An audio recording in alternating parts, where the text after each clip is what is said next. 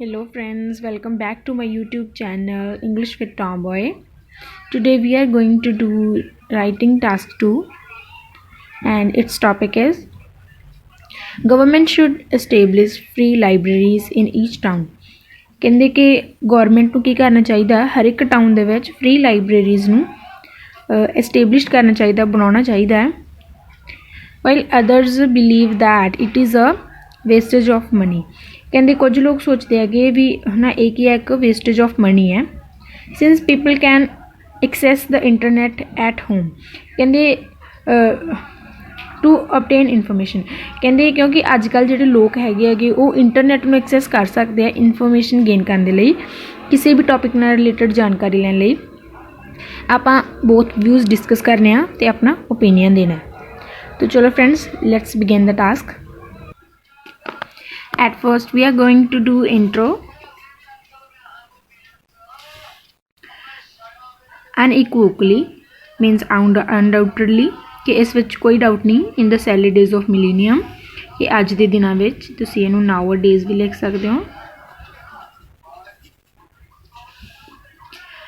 People prefer to find out information by searching over distinct online portals.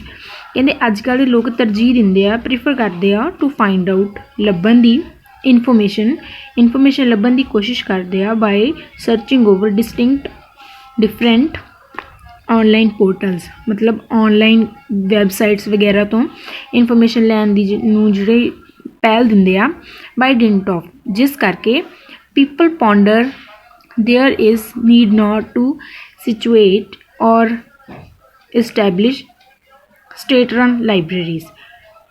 Ponder हुंदा है सोचना कि जिहड़े अज दे लोग सोचते हैं देयर इज़ नीड नॉट, इत्थे कोई ज़रूरत नहीं है स्टेट रन मतलब फ्री जिहड़ियां कि गवर्नमेंट द्वारा रन कीतियां जांदियां वो लाइब्रेरीज नूं इस्टैबलिश करन दी, as they consider it sheer wastage of valuable resources.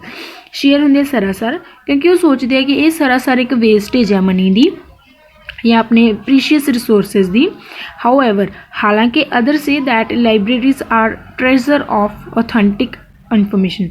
हालांकि जो कुछ लोग कहते हैं कि लाइब्रेरीज की होंदियां ने खजाना होंदियां ने कादा करैक्ट या विश्वासयोग इनफॉर्मेशन का, and must be introduced anywhere. तो सारी किते जिहड़ियां इंट्रोड्यूस्ड मतलब इस्टेबलिश करनियां चाहिदियां ने।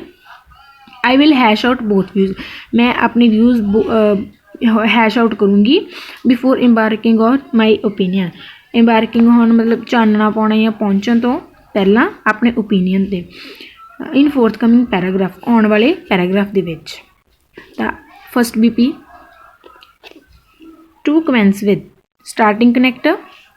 Those who say that free libraries are not needed in today's era of technology. कहते हू से जिहड़े कहंदे आ कि free libraries are not needed, उन्हां दी कोई ज़रूरत नहीं है फ्री लाइब्रेरीज दी इन टूडेज एरा। एरा हुंदा जमाना या युग, अज दे युग विच जिहड़े लोग इदां कहंदे आ कि लाइब्रेरीज दी कोई ज़रूरत नहीं है, give their reasons as follow. वो अपनी रीजन इस तरह दिंदे आ। द फोरमोस्ट रीजन इज़, जिहड़ा सब तो पहला रीजन हैगा that online websites provide up to date information.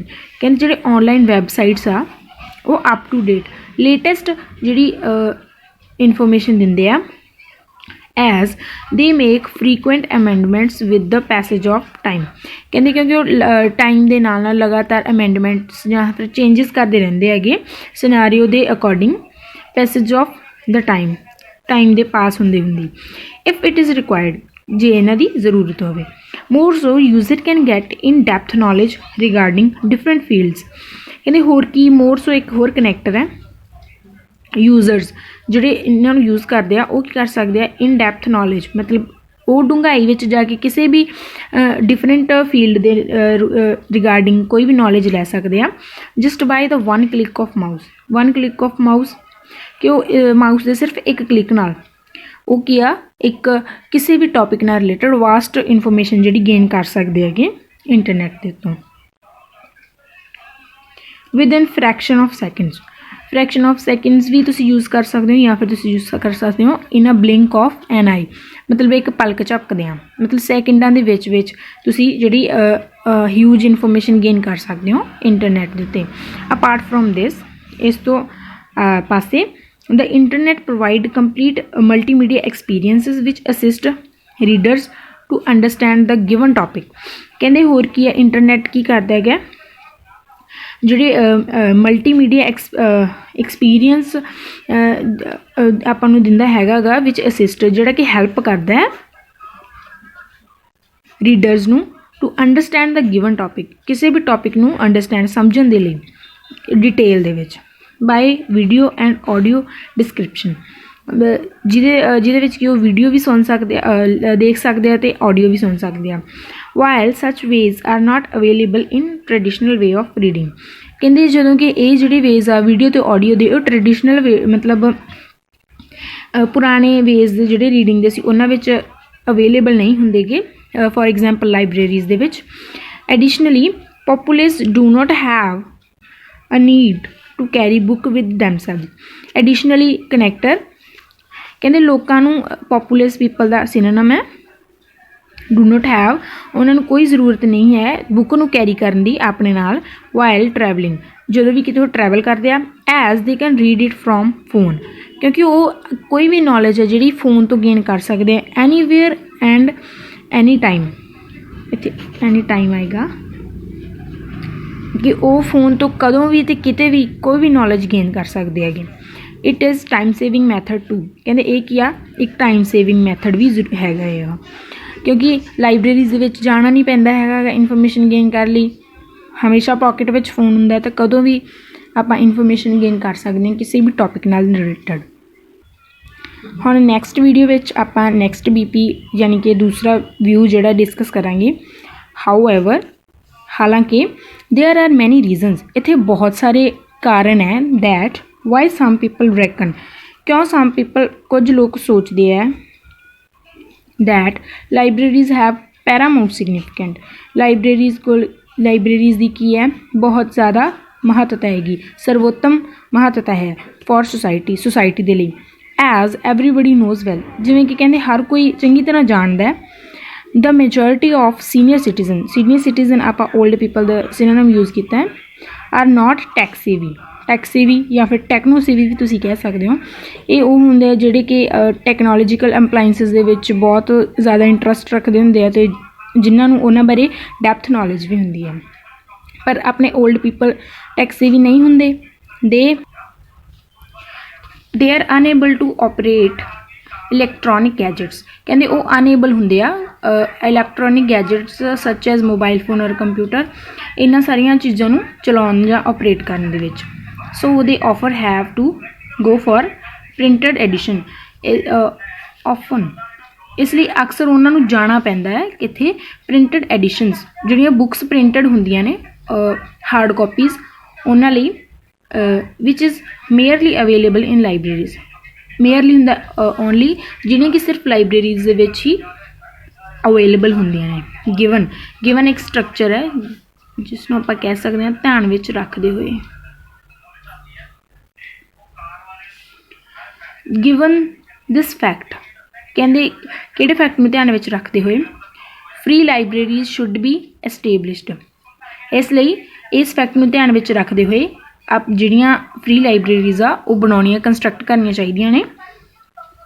On top of it, ਕਹਿੰਦੇ ਇਸ ਤੋਂ ਉੱਪਰ ਇਨ ਲਾਇਬ੍ਰੇਰੀ ਪ੍ਰੋਫੈਸ਼ਨਲ ਲਾਇਬ੍ਰੇਰੀਅਨਸ ਆਰ ਅਪੁਆਇੰਟਡ, ਕਹਿੰਦੇ ਲਾਇਬ੍ਰੇਰੀਜ਼ ਦੇ ਵਿੱਚ ਕੀ ਹੁੰਦੇ ਆ, ਪ੍ਰੋਫੈਸ਼ਨਲ ਲਾਇਬ੍ਰੇਰੀਅਨਸ ਜਿਹੜੇ ਹੁੰਦੇ ਆ ਉੱਥੇ ਅਪੁਆਇੰਟ ਜਾਂ ਹਾਇਰ ਕੀਤੇ ਗਏ ਹੁੰਦੇ ਆ,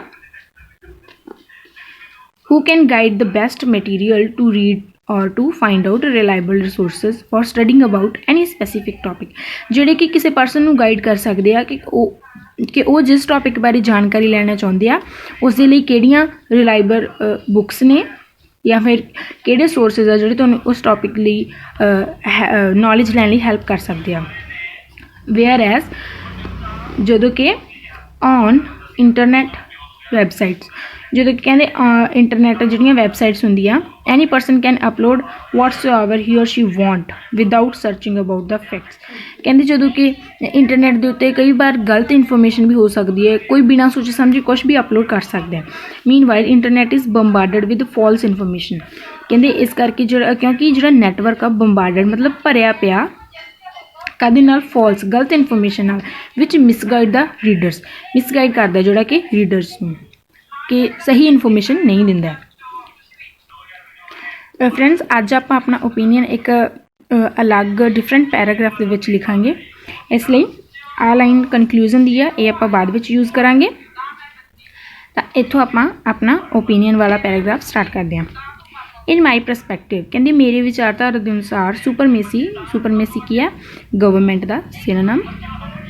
गवर्नमेंट मस्ट एलोकेट मतलब प्रोवाइड करनी चाहिए सम फंड्स कुछ फंड्स देने चाहिए इन्हें टू कंस्ट्रक्ट लाइब्रेरीज ताकि लाइब्रेरीज नू कंस्ट्रक्ट किया जा सके in every town because libraries provide peaceful environment to study. कहते क्योंकि लाइब्रेरीज पीसफुल शांति वाला माहौल जोड़ा प्रोवाइड करदियां ने रीडर्स नू। Where people can sit in good ambience environment का सिनोनिम है जिथे कहते पीपल एक शांत माहौल दे विच बैठ के can concentrate on their work अपने वर्क के उत्ते कॉन्सनट्रेट कर सकते हैं। Such places are highly needed to enhance reading habit of the people. कहते इहो जिहियां प्लेसिस हुंदियां वधिया वधिया तरीके दे नाल कंट्रीब्यूट करदियां ने ताकि जिहड़े लोकां नूं रीडिंग दी हैबिट हो सके। मोर सो नाल ही every person can not afford internet connection and technical gadgets. कहते हर एक परसन इंटरनेट कनैक्शन नूं अफोर्ड नहीं कर सकदा गा ते टैक्नीकल गैजेट्स जिवें कि कंप्यूटर या स्मार्टफोन्स वगैरह भी अफोर्ड नहीं कर सकते। But nowadays libraries are digitalised. कहते जो लाइब्रेरीज अज के जमाने में की होंगे डिजिटलाइज है मतलब उत्थे कंप्यूटर्स वगैरह की अवेलेबिलिटी होंगी है इस करके people can search and get information via computers if it is required. इस करके जो लोग आ कंप्यूटर्स वगैरह तो उतों ही लाइब्रेरीज के विचों ही सर्च वगैरह करके अपनी इन्फॉर्मेशन लै सकते हैं रिक्वायर्ड इन्फॉर्मेशन उन्होंने टॉपिक नाल रिलेटेड। लास्ट द कंक्लूजन ये लाइन इथों कर सकते हो। After having a long discussion over this topic, it can be concluded that although भावें के loads of information is available on online from the individual, from that individual can take benefit। कहते loads of बहुत ज़्यादा information भावें के पई हैगी आ online websites वगैरह के उपर जिथे ਜਿਹੜੇ कि इंडिविजुअल बेनीफिट लै सकते जिथों yet पर existence of traditional libraries should not be overpowered. कहते पर जी लाइब्रेरीज की एग्जिस्टेंस आ मौजूदगी आ उन्होंने आप इग्नोर नहीं कर सकते बाय वर्चुअल वर्ड उही हुंदा नकली जोड़ा वर्ड है जिवें कि इंटरनेट वगैरह। Given the appropriate information given फिर तो एक स्ट्रक्चर आ ध्यान में रखते हुए एप्रोप्रिएट सही information and boon for older people. ये आप उही जो आप बीपीज दे विच डिस्कस किया है क्योंकि उतों आप एक सही तो डूंघाई दे विच नॉलेज लै सकते हैं किसी भी टॉपिक नाल रिलेटेड। ऑल्सो एक ये बून है वरदान किहदे लई ओल्डर सीनियर सिटीजनस दे लई क्योंकि जिवें कि उन्होंने इंटरनेट वगैरह की समझ नहीं होंदी तो वो अपनी हार्ड कॉपी लैके लाइब्रेरी विचों एक टॉपिक के नाल रिलेटेड कोई भी इन्फॉर्मेशन लै सकते हैं।